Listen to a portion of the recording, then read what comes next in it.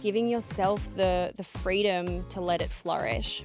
This is The Payoff with me, Sylvia Jeffries. Doone, welcome to The Payoff.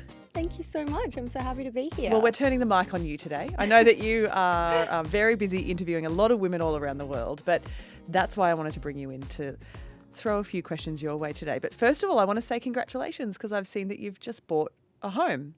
I have. What an exciting milestone. How are you Homeowner. feeling about being a homeowner? I feel so good. I feel really proud of us, my husband and I. It's our first property purchase, and so it's been, a big journey. I'm not sure if you've been through the homeowner journey, but it took a couple months. It's had some ups and downs, and we moved today actually. So I'm really excited. And in this climate, it's really exciting to get your foot in the property ladder, isn't it? Or on the property ladder. Yeah, I mean, it is really exciting. We've kind of, the view of what we wanted really expanded kind of when we started talking about it. It was a very different idea of what we thought we were going to buy and where we wanted to live and all these kind of things. And then over the last kind of 6 months, that really developed and expanded what we thought was possible. And so now we've just bought a beautiful house in Tamarama. We're going to be doing a lot of renovations, and yeah, it's really a dream house. We think we'll live there for a long time. Nice. Well, congratulations, because I know it's a really satisfying feeling, especially in this day and age where home ownership can be really hard to achieve. It's a long way, Tamarama, from the hillside, the mountainside that you grew up on. Set the scene for us about your childhood. What did that look like? Yeah, so my life looked really different, back then to what it does today. I grew up in a tiny, tiny little pocket of Australia called Mount Collery, and it was very idyllic and a unique upbringing, I guess. Population 90, very, very small.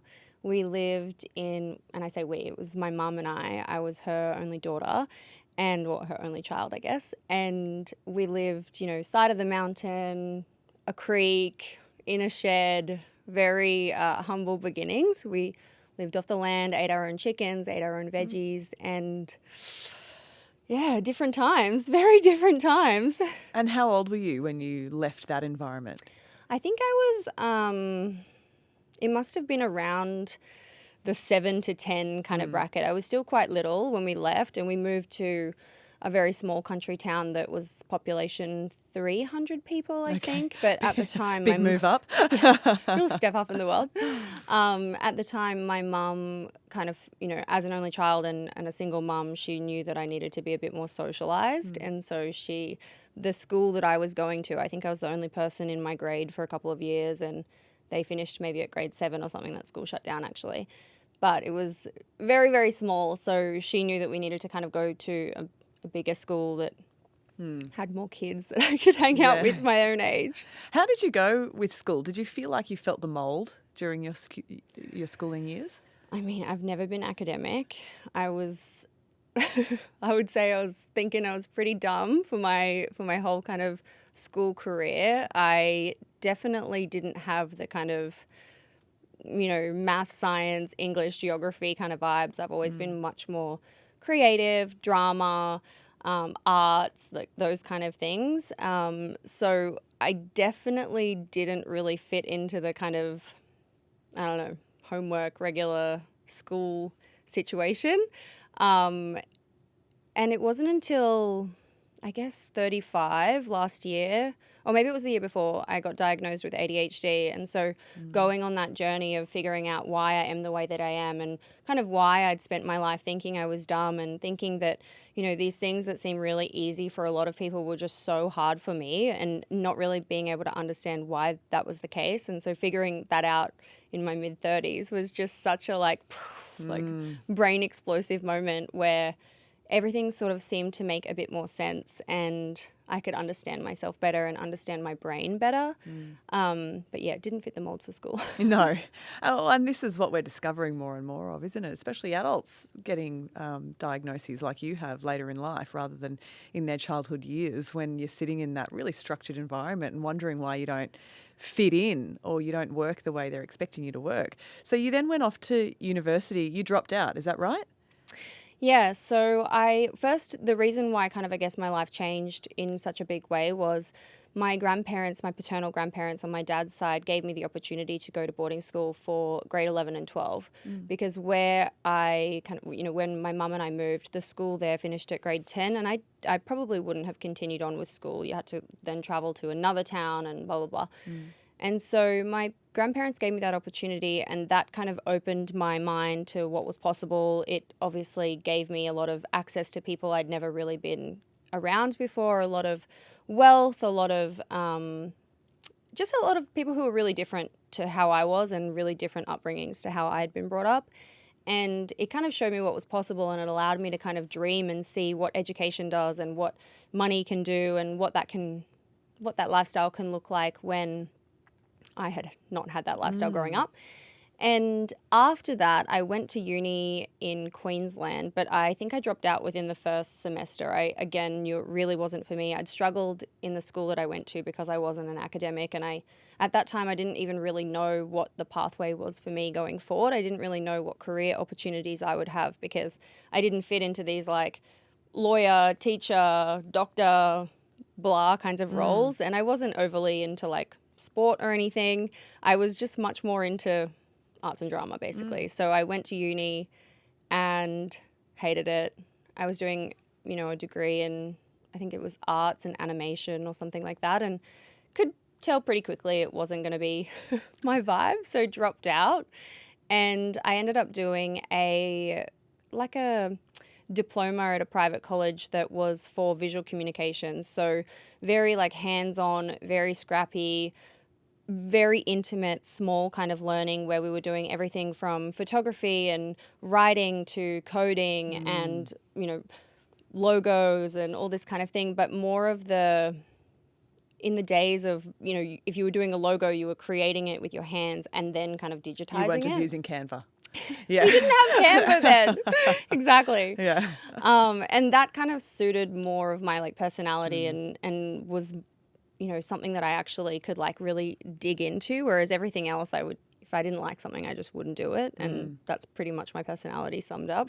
Yeah. So I was basically like, went on that visual communication kind of pathway. And it was during that time that I started thinking, I had these like magazines at the time I was reading like Harper's Bazaar, and I was thinking to myself, oh, like, wouldn't it be cool to work in publishing? Wouldn't it be cool to work in media? Wouldn't it be cool to work in fashion? And I didn't really know what that meant or what the career title could be, but I just kind of had this vision of like, what is that person doing? Like the editor, or what is someone who works in that team doing? Maybe that's where I can kind of take my like interests and skills, and as a maximalist who loves, I mean, I'm not wearing color right now, but usually I'm head to toe color and like your fingernails are doing the job at they're least. doing the job. Kind of just finding a way that suited myself more, I guess. So Yeah. So along that vein, you tracked down a local editor who ran a fashion lift out in the Courier Mail in Brizzy. Yes. And you found a pretty unique way to grab their attention. What did you do? You've done your research. Yeah. Okay, so basically there was no kind of magazines in Queensland, and there was nothing in Brisbane like that besides this free, Lift out. Yeah, lift out, I guess, in the paper. And there wasn't any jobs advertised, but I was like, okay, well, if I want to work in magazines, I need to get experience in magazines, and this is how I could potentially start. So I'd finished college. I had printed out this little card that had my like website portfolio on it, dooneroisin.com. And then I went to the nursery and I bought a thyme herb, and I went and like potted it up. I made it all really, really cute. And I put the card in the thing and it said, could I have a moment of your time? Here's my thing. THYME. Yeah. I was trying to be cute and clever. And then in my head, I was like, okay, well, even if I don't get anywhere with this, I want to see inside the offices. I've never been inside an office of a magazine. What does it look like? What's the vibe? Is it Bowen Hills in Brizzy? Like the Courier Mail offices? It might have been. Yeah. I can't remember. We're talking this was like 20 years ago. It was a long time ago. And so bought some high-vis stuff. I was like, I'm just going to dress up as the delivery driver. I'll take it in myself so I can just have a bit of a snoop around. Put the delivery outfit on, what I thought was a career-looking delivery driver and just marched into the offices. And then when I was dropping it off, they were like, oh, you can actually go in and like leave it on her desk. And I was like, yes, she wasn't there. But left it on her desk. And then long story short, even though they didn't have a position, they created kind of like a 12-week internship so I could go and kind of start getting a little bit of a feel for, you know, what was happening in the industry. So you got the job? Yeah, 12-week internship. But beyond that, did you carry on? Oh, no, Yeah. no. Okay. So I got the experience there, and I kind of did that same, you know, I rinse and repeated the idea of just being like, cool, what kind of experience can I get?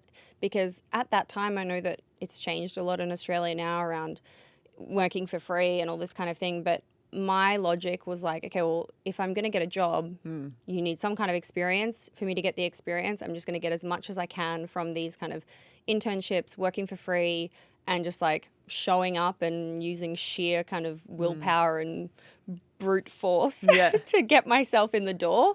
And then somehow it'll figure itself out. So did that experience, the 12 weeks with that magazine, make you want to continue working in that space, or did that lead you in another direction? Led me in another direction. So I liked elements of it, but it was very much on the screen. It was really like admin kind of stuff. And so I, you know, was just like, it was a great experience, took from it what I could, but then was like, okay, I need to keep looking. So I think I interned then at a fashion brand, a men's fashion brand, doing like kind of design on the shorts and cool boardies and stuff that they were doing. I really liked that. I had a lot of fun kind of learning how they, you know, created tech packs and swatches and designing the fabrics that they would then have made, and then seeing that tangible physical product being like, wow, that's so cool.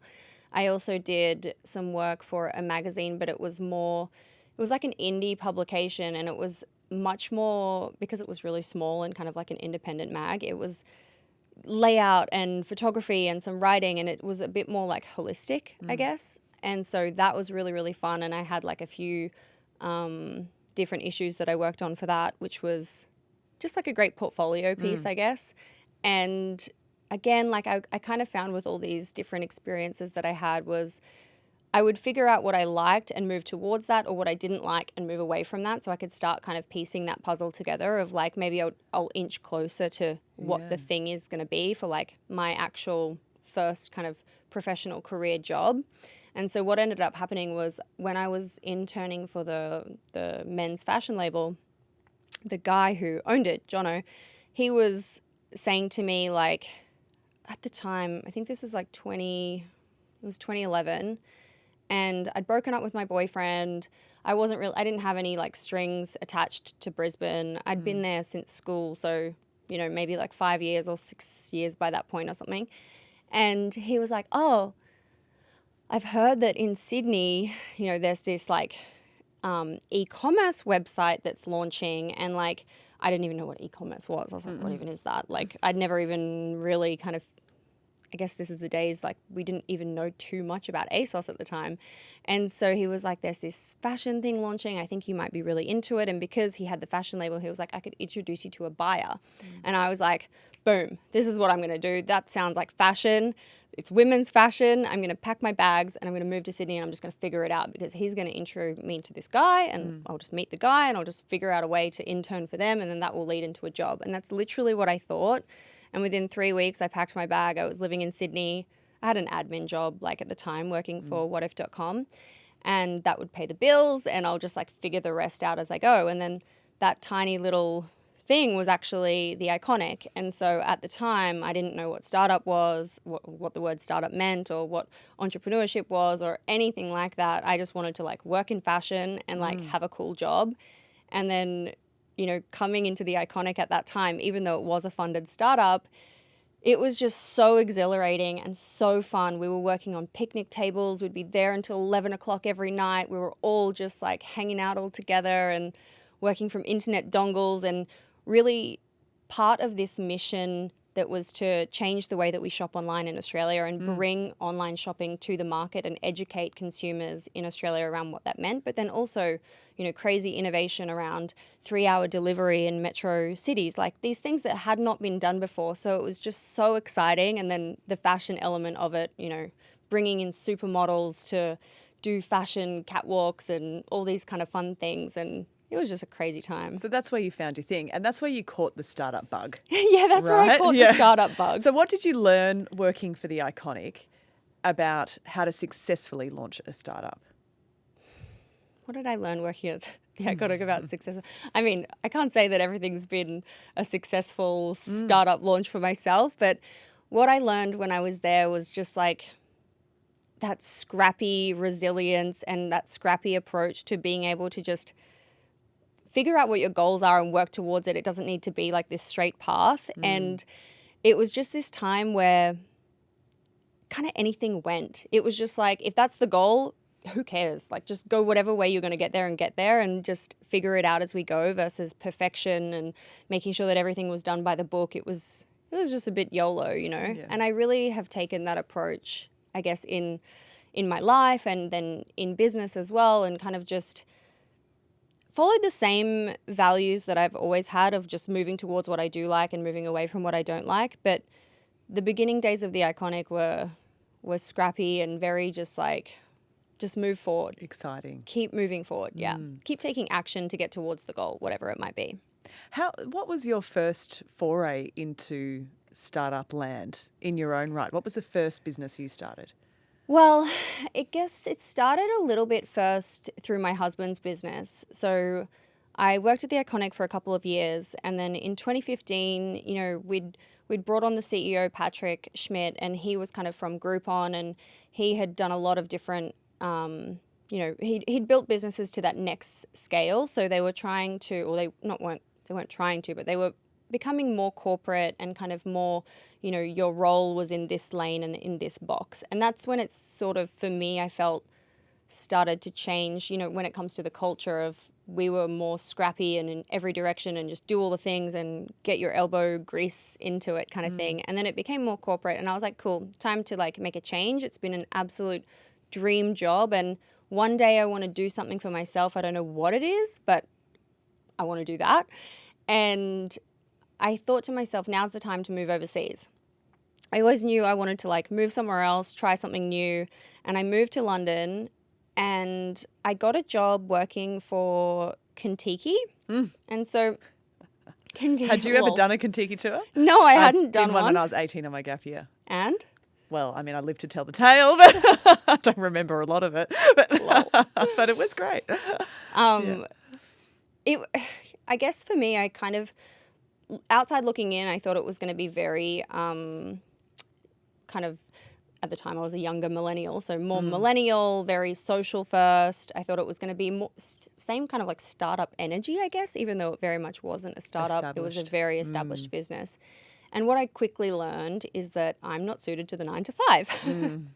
It was very 9 to 5. The rules are the rules. And I guess I'm someone who, you know, I'm curious. I like to understand why, what is the rule for and why do we have to be there at 9 o'clock and why can't we work from home or why can't we do this if it kind of works? And I just found it to be quite corporate. Rigid. Which I really struggled with. It took me back to school where I was being like, why do we have to wear a ribbon in our hair? Why do our skirts have to be a certain length?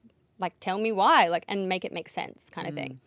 And so I struggled in that environment really like straight away. And again, was kind of reminded, I don't fit school. I don't fit the 9 to 5. I don't fit these things that are meant to feel really normal and are normal for so many people. Why do I struggle in these environments? And then I met my now husband and he was building a tech startup, a software company.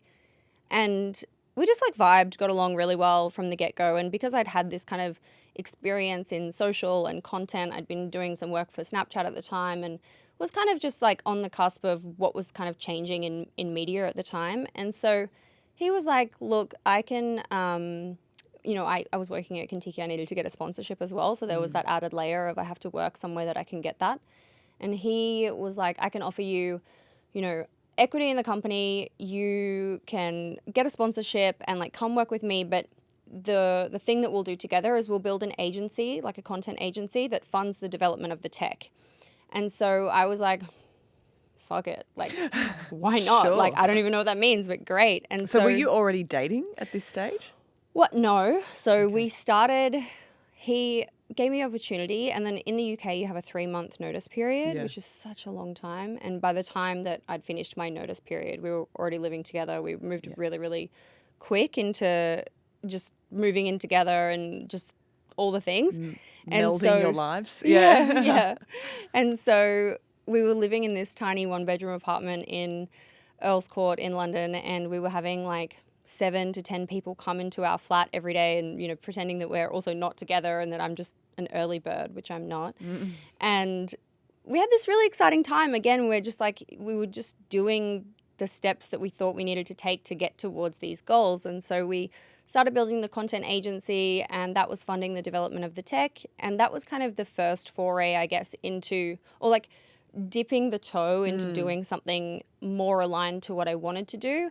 I realized not quite quickly, but I realized that, again, tech wasn't for me. It wasn't really like my strength. My strength was more in community, network, content, social media, that kind of vibe, and less the tech part. And I remember vividly sitting on this panel at Tech Week I think it was in 2018, or maybe it was 2017, but I remember sitting there and we were talking about the benefits of moving a business from Australia to the UK and the kind of EIS scheme that they have there. And I remember thinking, we were talking, I think I was on a panel with like Airtasker and a few other people, and I remember thinking to myself, yeah, I don't know if like this conversation isn't lighting me up. Like this isn't the thing that's kind of like getting me out of bed in the morning. And so I've always been someone that really likes to take that action and like I said earlier, move in the direction of the things that, you know, feel good, and move away from the things that I don't like, because you've got to keep trying the things to figure out what you like and what you don't like. And so I remember having that kind of thought of like, I don't know if this is the conversation for me. Like, this isn't the thing. I still need to keep looking. And that kind of evolved into me starting my first business myself, which was a jewellery brand online. And, you know, e-commerce, I'd come from the Iconic. I had a lot of experience with e-com. I'd had a lot of experience with social media. So I was trying to kind of push these pieces of the puzzle together, because I knew that I had like strength there, you know, this, that. I like things that were sparkly. I just wanted to kind of curate and create my life based on the things that I knew that I liked. And so I started shifting those pieces of the puzzle together, and that was the first kind of business that I launched for myself. Yeah. So I follow you on Instagram, obviously, and have done for a while now, since we first connected at an event that was hosted by our mutual friend Maggie Palmer, who's one of our first guests on the Payoff podcast as well. Oh, Maggie, She shout out to rocks. her. I know we love her. We love her. I miss her. But tell me about this statement that you put up on Instagram, and I've seen you talking about this quite a bit, that the cost of success is embarrassment. How does that apply to your experience so far? What are some of the embarrassments that have led to success down the track? Yeah, I mean, firstly, I didn't coin that term. I Yeah. saw this wonderful woman describing that on Pinterest, and I hate that I don't have the credit to give right now, but I saw it and I was like, wow, it's so true. It really resonated for me, because I think, you know, when you're thinking about your personal goals and the things that you want to achieve in your lifetime, you have to put yourself out there to get them. You have to like take risk to get them. And on the one side, there is the cost of embarrassment. You might fail, you might do something dumb, you might say something dumb, you might, whatever it is, to get to the potential reward on the other side. And you have to take that risk for that potential upside. And so for me, when I think about, you know, even just everything, like posting content online, cringe, embarrassing, like I didn't just wake up and be like a public speaker. I've actually always been so nervous, so shy. I've always actually really struggled with public speaking. So starting a podcast was just the furthest thing that I could have imagined. And I remember when my husband first suggested in 2019, he was like, you have all these really interesting conversations. Why don't you record them and put them on social media? And I had like an allergic reaction. I was like, what are you talking about? Like, I can't even talk in front of 2 people without starting to feel nervous. Like, That's crazy. Absolutely not. You're a podcast host. Yeah. I mean, now, but, and I still get nervous though. Like, I'm nervous in these situations. I'm nervous when I speak on stage. I'm definitely nervous if I do anything live. That's just the personality that I've kind of always had since I was a kid. And even my mum, she said to me recently, she was like, I can't believe I was in LA speaking at an event recently. It was like 2,000 people. interviewing Cody Sanchez. She's such a successful, amazing person to be interviewing on stage in front of all of these people. And my mum was like, I just can't believe this is you. Like, she was like telling me this story when I was in grade like 5 or something. I had to do some presentation and I couldn't do it. I burst into tears. I was so hysterical. They had to take me home. I've always been like that. And so when my husband suggested starting the podcast, I had the allergic reaction, but I also at the same time in parallel had the voice in my head being like, but I wish I could do that. And so that was then the thing, if I didn't want to do it, I wouldn't do it. But because I had that tiny voice being like, but I wish I could, it made me then be like, well, why not try? And so to try putting yourself out there and being nervous, but still doing it anyway, and saying yes to speaking on public stages and, being open about like a business failing or a product launch failing or something like that. All of that stuff is embarrassing. And the upside though, of what can happen on the other side of that and getting to your dream life and getting to what you want out of the world and what you want to put into the world and what you want to kind of wake up and do every day. I mean, to me, it's a no-brainer. Life is short. We should all be absolutely working towards the goals and achievements and things that we want to have in our lifetime. And if we get embarrassed on the way, well, who cares? Well, what do you do now if you feel the nerves coming on, if you're on stage? Well, I have a few practical things that I do. So like if I'm going on stage, usually I will take some L-theanine, which is it's like a supplement you can get over the counter at like a health food store or whatever. And I find it's just like, it takes away the flutters here. So my logical brain will be like, you're fine, you've done this before. Even if you fall and trip or spill something, like, who cares? You just get back up. You're not actually going to die. But my body's physical reaction with nerves is being like, you're under threat, like you're in fight or flight. So I take that, it removes some of the flutters, and then I'll do like a guided Wim Hof breathing exercise. So it's 11 minutes. I don't know if you've done one before, but you lie down and hyperventilate. And it really I can't remember all the scientific hoo-ha about it. But it clears but your mind a bit, doesn't it? It does, yeah. It pushes all the I feel like the bad energy that you have in your body, the jitters, it just gets rid of it, and you just feel a much more sense of calm. And I think because I am a busy brain and I've got lots going on in my head at all times, I need to kind of quiet the inner dialogue. I had a speech coach when I was a teenager who taught me to wiggle my toes. Ooh. If I was nervous and draw all the nervous energy to my toes. And I still do it. If I'm nervous today, I still do it. Wiggle my toes and try and draw all the negative energy down in my toes. It's all in the head, but I try to send it to the toes. Send it to the toes. So where did the catalyst for Female Startup Club come from? What was the reason for wanting to launch that? Yeah, so I'd been building the jewellery business for maybe 2 years at that point. It was 2019. We'd lived in Bali, we were traveling around. And again, I just had this inkling of there were so many elements of the jewellery brand that I absolutely loved, but I could also tell it wasn't something that I wanted to do long term. I still hadn't found the right product, if that makes sense. So I loved a lot of the business and marketing and the content and what we were doing for people in terms of self-confidence and kind of allowing and enabling women to, express themselves through style and through fashion and things like that. But I still hadn't really figured out, it might have also been some level of ego. I didn't really resonate with being a jewelry designer or having a jewelry brand. I was like, meh, I don't know. I'm not actually technically a jewelry designer. I was doing a bit of a hybrid between making my own pieces and then working with a factory and then also buying products as well. And so there were lots of elements that I loved. I loved going to China. I loved going to Indonesia and having things made there. And there was good bits, but I also, I could see that it wasn't for me. And so I was kind of grappling with, okay, well, if it's not this, how do I pivot this into the bits of it that I do love and remove the things that I don't love? And so I had started doing these quick videos, and I don't know if you remember IGTV, but IGTV didn't have any discoverability. So if you posted something and no one saw it, then no one saw it. There was no option for it to kind of go viral the way that we kind of consume short form video now. And so I was posting those and I was like, these were like 2 to 5 minutes. And even that was just so nerve-wracking for me, even though I'm sitting like we are now with just the camera there. Like it was two of us. And so that was when my husband was like, you should start a podcast. These conversations are really interesting. And you're getting to talk to like really interesting women that are like your friends, and they're doing cool things, and they're doing cool things in business. Like, why don't you start a podcast?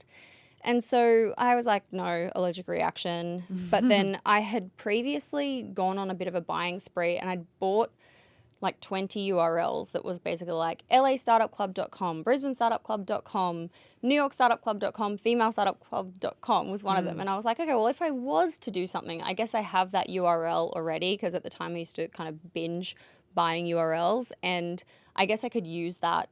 So it's like I don't have to overthink it. I don't have to come up with a new brand. I don't have to do anything. I'll just park it there kind of thing.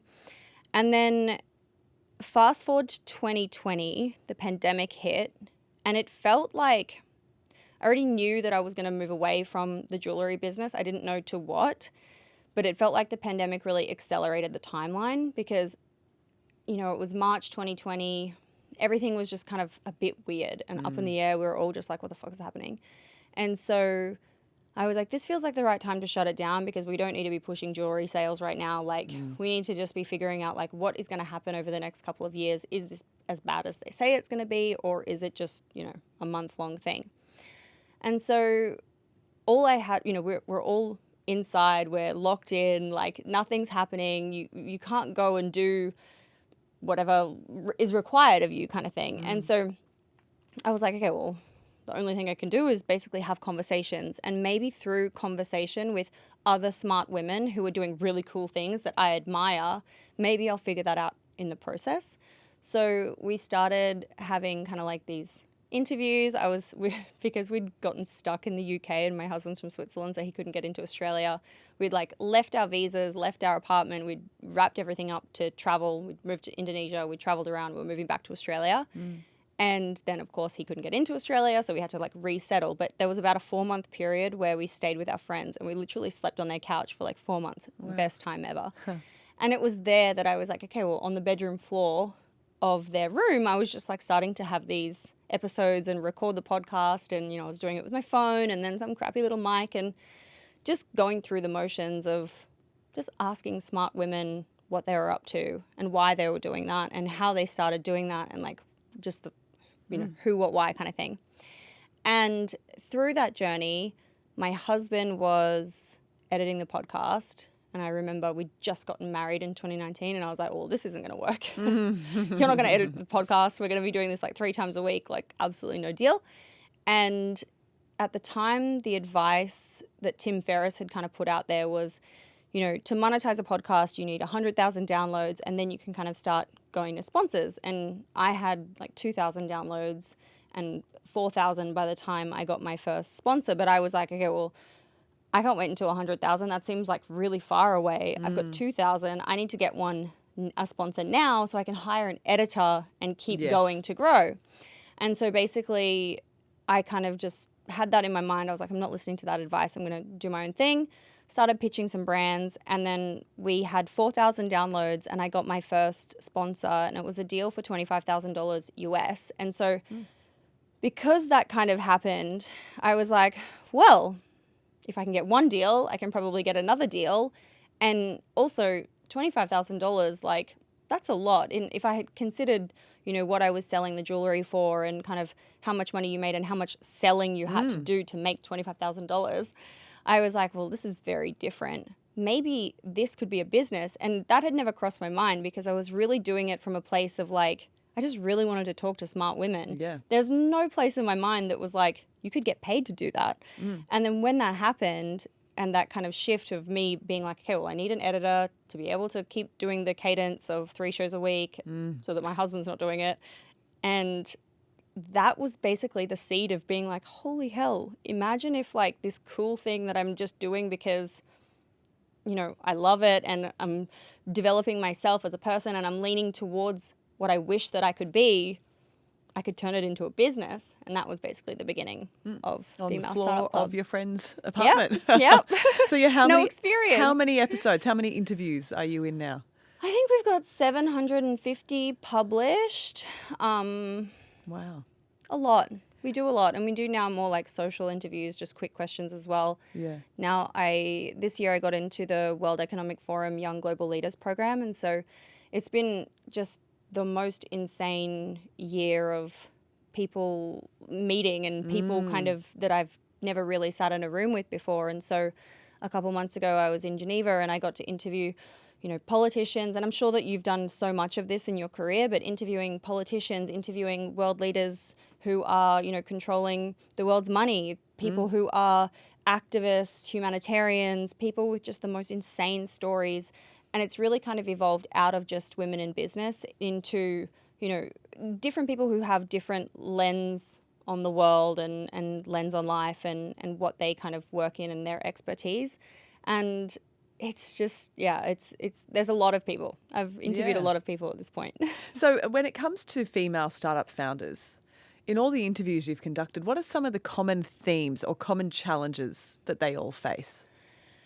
So I'll start with challenges. It often has to do with money and funding and kind of financial literacy as well. Because women startup founders only get, 2% of funding? Is that about right? In the last 12 months, it's actually dropped to 0.5. So when you think about it from the flip side, 99.5% of all venture capital in Australia in the last 12 months went to all male teams or teams with a guy on it as well. So women founders really aren't getting funded, and it's a very systemic problem like across so many, if you speak to a VC, they'll say, well, it's because women aren't building businesses that we want to invest in.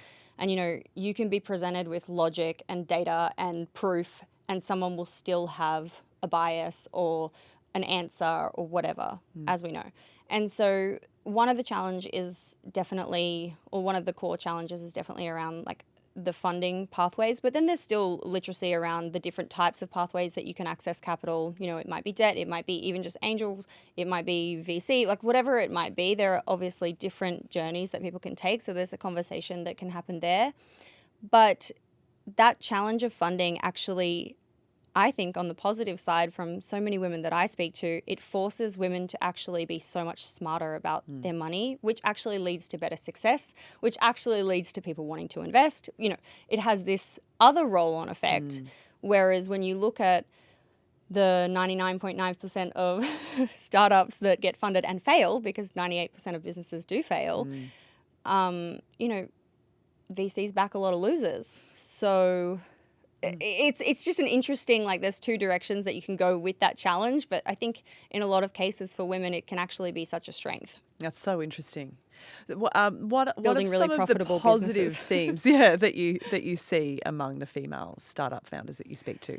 I mean, just exactly that. There's so much resourcefulness to succeed even though there are these challenges. And so because you have these inherent systemic things that just challenge you in business, and that could be even something as simple as trying to access debt and working capital from your bank, but if you don't have assets in your name and they're only in your partner's name, or you don't have the right credit score to be able to get a credit card, all these kind of things, and you have that challenge in front of you, you are then forced to be resourceful, scrappy, and build cash flow positive profitable businesses. You have to do it the hard way. You have to do it the hard way, but in turn, it's so much better. You have a healthy business that generates revenue, that pays your bills, that you own 100% of. And so the day that you want to come and sell that business, hello. Yeah.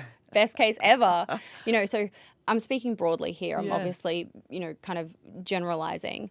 But I would say that the positive themes that come out of that and what's just so remarkable when I speak to incredible founders who have just built the most amazing businesses is because of those challenges, they come out much more resilient. They have better businesses. They're able to sell those businesses. We've interviewed Alison Ellsworth, and she just recently sold her business for $1.2 billion. She started at the markets. Like, she started pregnant at the markets, building her soda company, and now, however, I think it was 5 years later, she sells it for 1.2. Jewellery, she brought Korean pimple patches to America. She sold her company last year, or the year before, for $650 million, minimal investment. And so it's just very interesting. But I would say that that's the positive side of it, is that you know, when you do see those role models and you see these inspiring stories of what can happen and know that it's possible, you know, I think it's just the best. It must make you want to invest in some of these startups. Are you at a point of angel investing? Is that something you're interested in or looking towards? Yes, I started angel investing. I think my first deal was in 2021 or 2022. You know, I'm very fortunate that I get access to a lot of deal flow through the women that I interview and who are going through those kind of journeys of starting to take on capital. And I have 4 angel investments. And the first one, it's funny because we were just signing some paperwork last week, but you know, it was a small amount that I put in. It was $10,000 US. And so we were signing the paperwork and it's already at 3 something X. And I was like, that's so cool. You know, like didn't do a lot, but it's you can see that kind of, you can just see the progress and it's really exciting. Yeah. So yes, to answer your question, yes, I do angel invest. And what do you look for when you're speaking to someone about a potential deal, about a potential investment? What are you looking for in the pitch? Yeah, you know, I mean, I'm not a professional investor. It's not like something that I would say is, you know, I haven't kind of taken the route of here's my thesis and here's my budget that I'm allocating every year. I'm much more, I guess it reflects more of my personality, like see the right thing and then just am Go with inspired and more intuitive led. But I would say it's definitely core the founder, like who they are, what they're about, like kind of just the feeling that you get when you meet someone that's absolutely, you know, such a weapon and like they're not being stopped by these 0.5% of funding challenges. They're just all systems go, moving ahead regardless.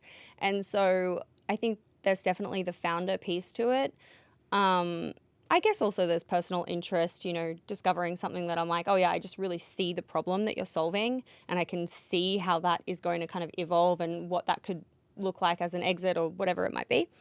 So I would say that, but it's less about, you know, I'm not sitting there reviewing decks the same way that a 9-to-5 investor or a 9-to-5 kind of general partner would be doing, but more just when something comes up, that's my vibe. You know, we hear a lot about, obviously, a lot of startup founders having to sacrifice a salary for a, you know, extended period of time while they get themselves on their feet. And of course, that can be really scary and not really an option for some people who might be on the cusp of starting a family or have started a family and have young children and all sorts of expenses.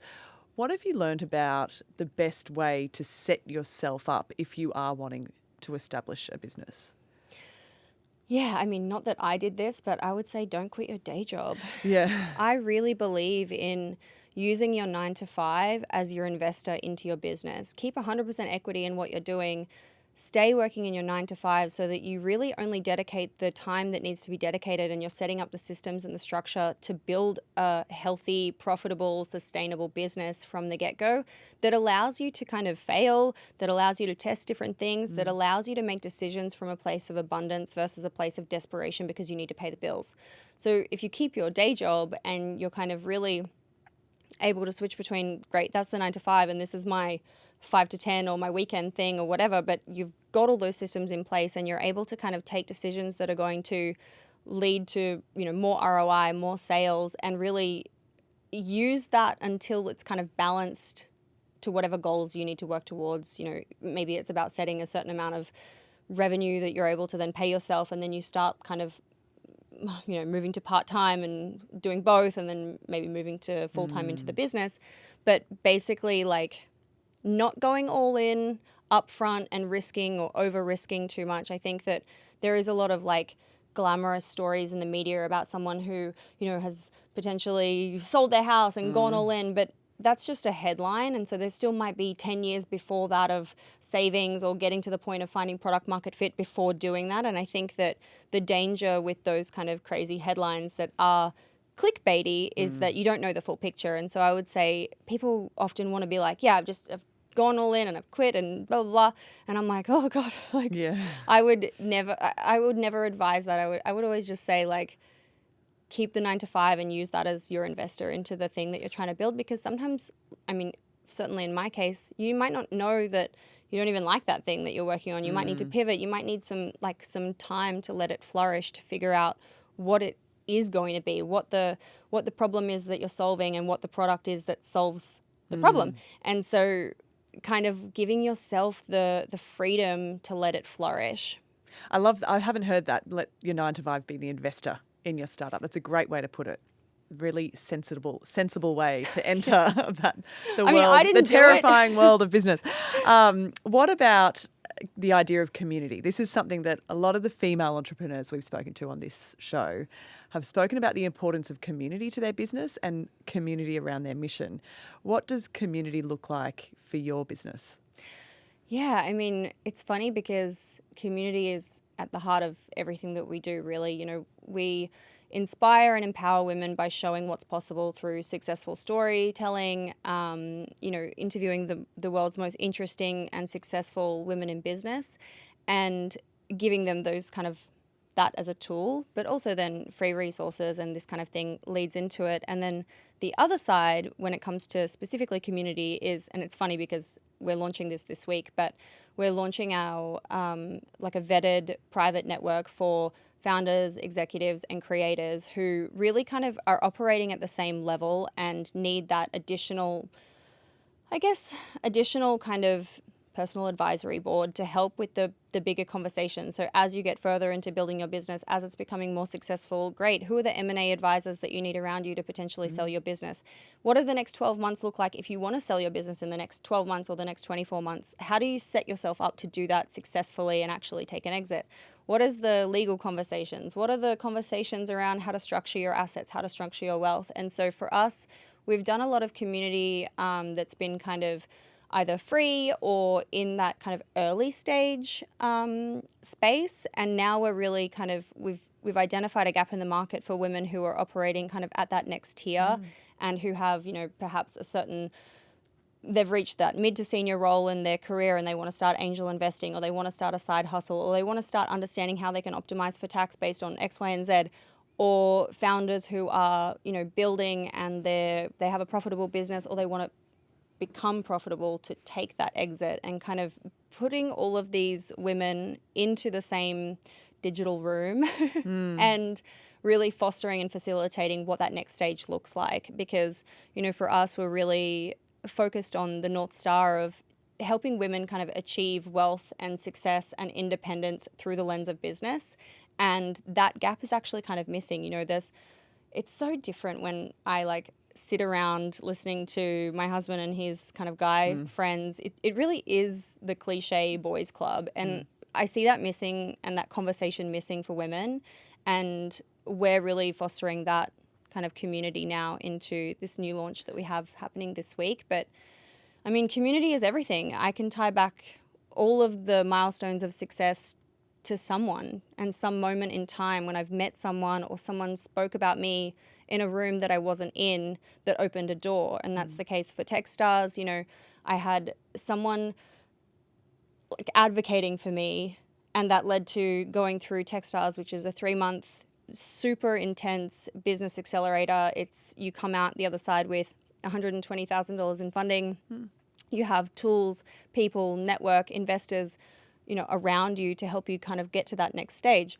World Economic Forum, Young Global Leaders, someone advocated for me and nominated me to be part of this program. And so when you have connection and community around you that will say your name in rooms that you aren't in, or that will come to you and be like, hey, you should do this, or I was thinking about this, or here's the answer to the problem that you're going through right now, and I'm just like a couple months ahead of you, so I've been through it, I know how to solve it. It changes everything, and it really changes the trajectory of where you're going and how quickly you can get there. You have these conversations with women professionally every day about business and finance and money matters. What about in your friendship circle? Do you, when you catch up for a dinner and a wine with your girlfriends, do you chat about money, about your personal finance goals, things like that? I mean, I do. Yeah. I'm absolutely a sticky beak. I'm a curious person. I want to know how much people earn, how much something cost, what happened, how did it happen, what's the process, what's the structure, what is this, what is that. And so for me, even though I know that it is a taboo subject for some reason, I don't know why, it's not for me because I do ask. And I find when you're asking from a place of just genuine curiosity and and not judgment. Judgment and wanting to understand, amazing things can happen. And I remember hearing this story on the podcast. The founder of Behave Candy, Maisa, she was telling me that when she was working in her marketing job in the US, she was earning $100,000 and she was like really happy. It was her dream job. She was happy with that salary. And then she was having a conversation with a girlfriend who had the same title in a different company. And that friend had $200,000 salary. And she was like, oh, okay, well, it's a dream job. But like, if we're talking about doubling my salary, like that's a whole different thing. And so from that conversation, when she was getting kind of like, LinkedIn recruiters dropping into her inbox, she just started saying, oh yeah, like, even though she wasn't interested in leaving her job, but she was like, yeah, this is my salary ballpark. Next thing you know, she has a new job. She's doubled her salary and got $200,000. And so the power of having transparent conversations around money can actually increase your assets, your net wealth, whatever it might be. And so you're never going to be in your job necessarily and double your salary, but to leapfrog across and have those conversations where you then know like what to benchmark against and what to start saying and the language that you can start using. I mean, the power is just crazy. Well, and that's so it. Everything feels a little bit more accessible. Yeah. If you're having exactly. normal conversations over a latte with your girlfriends about Exactly. ETFs or, Exactly. something that feels a little bit more real and tangible. Is there a personal finance goal that you have at the moment that you're working towards? Is there a personal goal? I mean, buying the house. Pay off the mortgage, yeah. Pay off the mortgage. I guess the goal that, it's top of mind because we're launching the new private community and the private network this week, but we really kind of, one lesson that I've learned is, and this is like a mindset and a confidence shift as well as like just going through the journey. But when you're operating from a scarcity mindset and you're, trying to over deliver and offer things without putting the correct price to things and actually charging what it's worth, like I see that as a common theme as well for women is that we undercharge and we don't know what our value is. And so when you have those kind of conversations where someone tells you, oh, but I'm earning 200 and you're only earning 100 and you're able to then I've got a double raw your deal. income. Yeah. Exactly. So I think I've come on this journey where, now we've been able to see what we can do. We've been able to create and curate the most brilliant, smart people kind of operating in this ecosystem of founders and investors and executives and coaches. And so finding the way to kind of offer products that are at that premium point, but absolutely able to over deliver is something that I had really struggled with previously. Whereas now with this new launch, I've just shed that old me, I feel. And so our new kind of goal is we're launching the premium private vetted network and we're wanting to get to 1 million ARR on that product in the next 12 months. And so having that really tangible goal that we're working towards and, talking about publicly and sharing that kind of journey of how we get there, I'm really excited about it. Well, congratulations, Doone, on everything you've built so far. And it's been great picking your brain today. Thank you so much for coming in and giving me some time. Thank you so much for having me. You'll have to come jump on our pod soon. I would be delighted. I don't know if I've got as much wisdom to share, but I'd love to. Oh my God, you absolutely do. I can't wait. Book it in. Thanks, Doone. See you soon. Thank you.